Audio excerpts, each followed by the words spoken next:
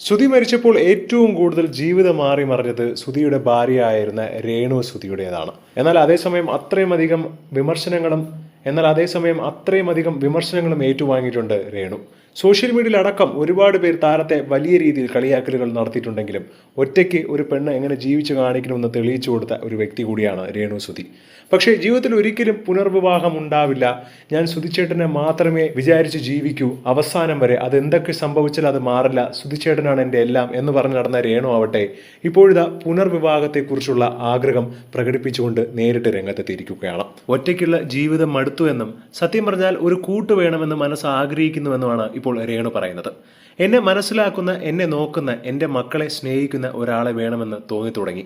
ഒരു കൂട്ട് വേണമെന്ന് മനസ്സ് ആഗ്രഹിക്കുന്നു എന്നാണ് സോഷ്യൽ മീഡിയയിൽ കുറിച്ചിരിക്കുന്നത്. നേരത്തെ പറഞ്ഞിട്ടുള്ള വാക്കുകളല്ല ഇപ്പോൾ രേണു പറയുന്നത്.